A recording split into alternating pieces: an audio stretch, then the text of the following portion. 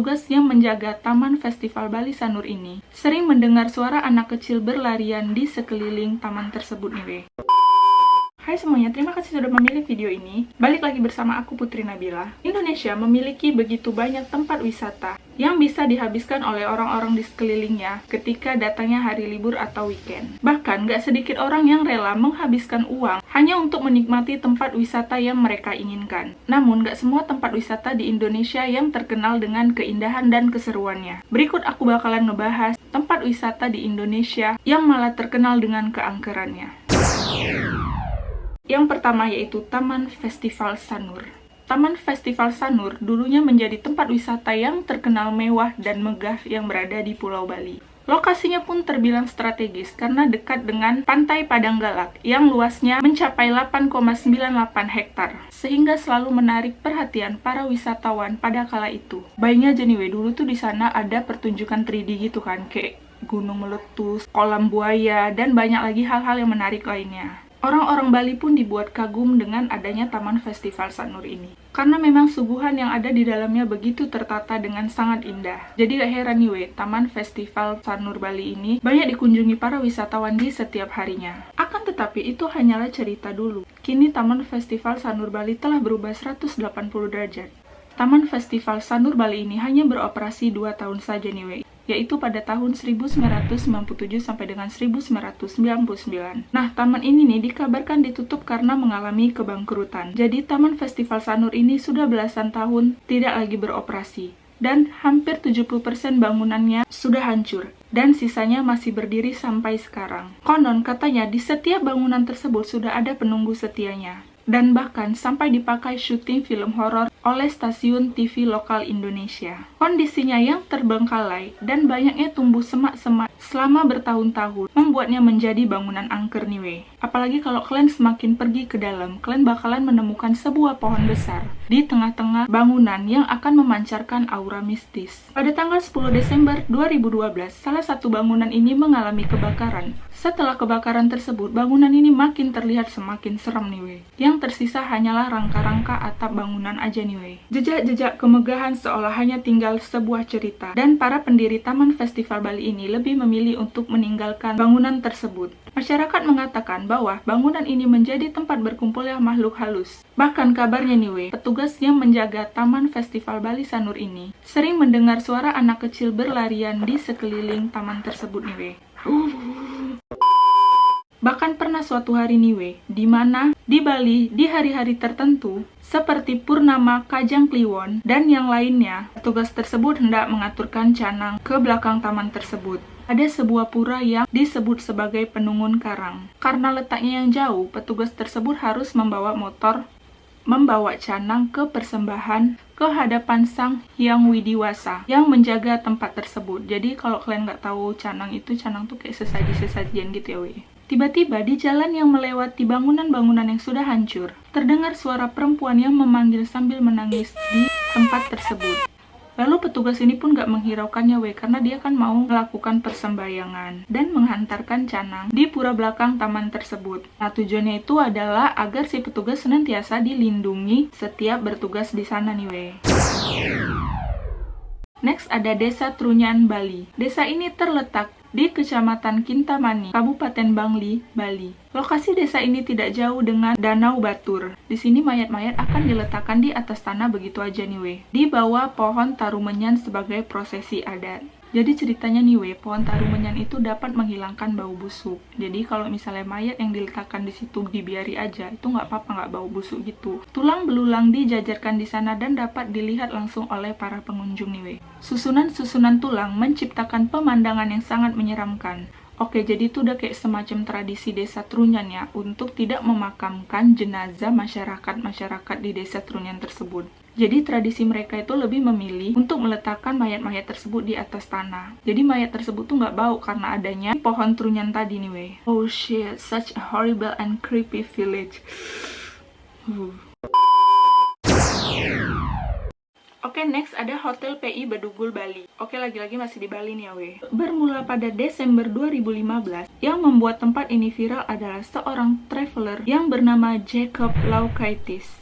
ia mengunggah video di akun YouTube miliknya, mengaku bahwa ia tak sengaja menemukan hotel mewah yang tak berpenghuni di Bedugul, Bali. Dalam video tersebut, tampak terlihat sebuah bangunan hotel yang megah dan mewah, layaknya hotel berbintang 5. Namun sepi dan tak ada yang mengunjungi. Ternyata, Bedugul Taman Reaksi Hotel dan Resort atau PI yang ditemukan Jacob berlokasi 50 km sebelah utara Kuta. Aura megah namun mistis menyelimuti bangunan indah ini nih. Wajar jika penduduk sekitarannya menjulukinya sebagai The Ghost Palace. Sejak video Jacob menjadi viral, banyak cerita yang muncul soal hotel berhantu tersebut. Ada satu kisah yang menjelaskan soal kenapa hotel ini ditinggal oleh penghuninya. Menurut beberapa warga nih, ada cerita mengenai sosok pegawai yang meninggal di sana karena bekerja dengan tidak layak. Arwahnya yang tidak tenang, kemudian bergentayangan dan menjadi penunggu hotel tersebut. Nah, katanya lagi nih, ada sesosok gadis putih yang cantik, yang memiliki wajah oriental, yang kerap menampakkan wujudnya kepada pemuda yang melewati sekitaran hotel tersebut pada malam hari. Ia kerap menghentikan kendaraan yang lewat di sana dan menggoda si pemuda tadi nih. Oh, genit juga nih nampaknya hantu yang satu nih.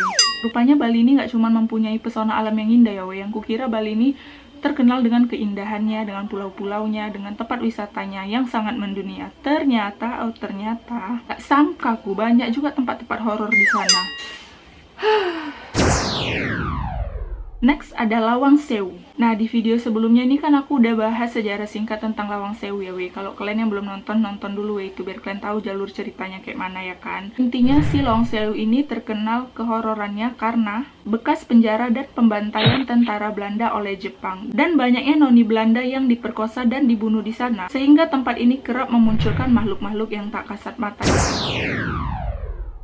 Oke, next ada Goa Belanda dan Goa Jepang Bandung Dago Pakar. Terletak di Taman Hutan Raya Insinyur Haji Juanda, Goa Belanda dan Goa Jepang menjadi destinasi yang bisa dikunjungi. Pemerintah kolonial Belanda membangun goa ini pada 1912 dengan tujuan sebagai terowongan penyadapan aliran sungai Cikabundung. Kala itu, gua ini juga digunakan dulu sebagai fasilitas militer dan untuk stasiun radio telekomunikasi. Alasan mereka membangun di daerah sini karena lokasinya yang terisolir dan juga dekat dengan pusat kota Bandung. Sekitar 700 meter dari gua Belanda, ada gua Jepang.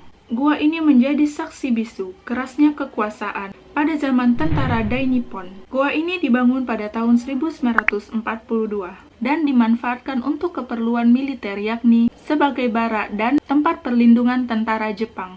Dalam gua Jepang terdapat 18 bunker yang digunakan untuk tawanan perang kala itu. Selain bunker ada juga ruangan tembak, ruang pertemuan, dapur, gudang, dan masih banyak lagi. Ukuran gua Jepang ini jauh lebih kecil dibanding dengan gua Belanda tadi. Gua Jepang mencapai 70 meter. Gua ini adalah hasil keringat masyarakat Indonesia yang dijadikan budak paksa oleh tentara Jepang yang disebut sebagai Romusa. Mengingat sejarah panjang dan kelamnya gua ini, masyarakat meyakini banyak kisah misteri di dalamnya. Konon beberapa masyarakat pernah mengalami hal baik di goa ini. Ada sosok perempuan berambut panjang, sosok prajurit zaman penjajahan, hingga sosok tanpa kepala. Dan ada juga pengunjung yang tiba-tiba nggak sadarkan diri nih saat mengunjungi goa tersebut. Nah, di balik kisah misterinya ini ada suatu kepercayaan masyarakat bahwa ketika kita masuk ke goa ini dilarang mengucapkan kata lada. Kata lada ini berkaitan dengan Eyang Lada Wisesa, tokoh masyarakat yang begitu sangat dihormati. Terusnya lagi nih kan, di dalam gua ini nggak boleh nih ngomong asal-asal gitu. Ya sebenarnya sih nggak di gua itu aja ya kan. Kalau kita berkunjung di salah satu yang bukan sekitaran wilayah kita, sebenarnya kita tuh nggak boleh kan ngomong-ngomong sembarangan gitu. Secara kan tempat itu tuh pasti ada penunggunya. Jadi kita tuh sebaiknya jauh lebih menghormati si penunggu itu. Sampai-sampai nih beberapa pengunjung sok-sok teriak lada gitu kan, hanya untuk membuktikan ini benar gak sih yang dibilang kalau di dalam gua ini tidak boleh menyebutkan kata lada. Nah, beberapa pengunjung yang setelah berteriak kata lada dengar suara-suara aneh serta hembusan angin yang sangat kencang, dan beberapa lagi pengunjung yang teriak kata lada ini itu nggak mengalami apa-apa juga sih. Ini pun pengunjungnya jogal kali ya, udah dibilang jangan malah diteriakin lagi lada-lada. Jogal. Next ada Tanah Toraja. Tanah Toraja ini terletak di Provinsi Sulawesi Selatan. Tanah Toraja memang terkenal dengan tempat pemakaman di dalam goa. Banyak patung di dalamnya sebagai simbol bagi mereka yang sudah meninggal. Kenapa patung? Karena zaman dulu itu belum ada foto kan, makanya dibuatlah patung. Para keluarga yang membuat patung untuk mengingat mereka yang sudah tidak ada. Ketika pengunjung masuk ke dalam goa, banyak terdapat peti mati dan tengkorak di dalamnya. Memakamkan jenazah di dalam goa menjadi tradisi adat penduduk tanah Toraja. Nah, uniknya lagi nih, katanya tiap bulan Agustus di setiap tahunnya ada sebuah ritual di mana jenazah tersebut diambil kembali untuk dibersihkan, digantiin pakaiannya, didandani, lalu diarak lagi dengan posisi berdiri tegak dan dibawa kembali ke tempat peristirahatannya. Oke, ini hampir mirip ya sama desa Trunyan tadi ya, cukup seram sih. Next ada Taman Nasional Alas Purwo. Taman ini terletak di Banyuwangi, Jawa Timur. Dahulu, Banyuwangi cukup terkenal dengan tempat santetnya. Alasannya ialah karena dulu pada tahun 1998 terjadi pembantaian terhadap 100 orang yang diduga sebagai pelaku dukun santet. Di balik keindahan alam Banyuwangi, terdapat satu tempat misteri yang konon merupakan tempat paling angker, yaitu Alas Purwo. Berikut merupakan misteri yang mengerikan di Alas Purwo. Dengan adanya 40 gua di hutan ini, dulunya goa ini dijadikan tempat bersemedi untuk mencari ilmu hitam niwe. Pada malam suro, tempat ini banyak dikunjungi orang untuk bersemedi. Konon katanya niwe, Bapak Soekarno pernah mendatangi tempat ini untuk menemui penguasa laut selatannya itu Nyi Roro Kidul. Di Alas Purwo ada sebuah makam sepanjang 7 meter yang disebut sebagai makam Mbah Dowo. Makam tersebut isinya bukan jenazah manusia niwe, tapi sebuah pusaka berupa tombak milik Empu Barada. Makam inilah yang dijadikan tempat untuk tujuan pesugihan. Masyarakat Banyuwangi sudah kenyang dengan cerita banyaknya orang hilang yang masuk ke hutan ini. Banyak yang menganggap bahwa pengunjung yang hilang dikarenakan menyinggung penghuni Alas Purwo. Dan ada juga yang mengatakan bahwa mereka diajak pergi dari dunia manusia. Oke, next ada Gunung Merapi. Gunung Merapi menjadi salah satu destinasi favorit dengan ketinggian puncak 2.930 meter di atas permukaan laut. Terletak di Yogyakarta, gunung yang masih aktif ini sudah meletus sebanyak 68 kali sejak tahun 1548 sampai sekarang. Selain cukup berbahaya, ternyata Gunung Merapi menyimpan banyak misteri. Banyaknya korban karena letusan gunung membuat adanya larangan mendaki sampai puncak tertinggi. Karena di sini diyakini ada suara-suara aneh seperti suara gamelan atau keramaian pasar pada malam hari. Itu suara gamelan itu cukup mengerikan ya, Next ada Pantai Selatan Pulau Jawa. Pantai Selatan Pulau Jawa memang terkenal dengan pemandangannya yang elok. Pemandangan yang disajikan pun mempunyai nuansa yang khas. Tapi hati-hati nih kalian kalau mau ke sini karena katanya pantai ini mempunyai ombak yang sangat ganas. Banyak nih wisatawan yang hilang di pantai ini. Ada yang keseret ombak saat berenang, ada juga yang hanya bermain lalu diseret sama si ombak ini. Menurut kondisi geografisnya, pantai yang memiliki semacam palung dalam inilah yang membuat pantai selatan cukup rawan. Tapi masyarakat sekitar meyakini bahwa adanya tragedi ini bukan hanya karena si palung ini tadi, melainkan karena adanya penguasa alam gaib Laut Selatan yang dikenal sebagai Nyi Roro Kidul atau Ratu Kidul. Nyi Roro Kidul yang dikatakan memiliki wajah yang sangat cantik inilah yang katanya selalu meminta tumbal. Kalian juga kalau kesini tuh katanya nggak boleh pakai baju warna hijau tuh. Katanya si Nyi Roro Kidul ini suka dengan warna hijau. Jadi kalau ada pengunjung yang memakai baju berwarna hijau, katanya bisa hilang nih di sini.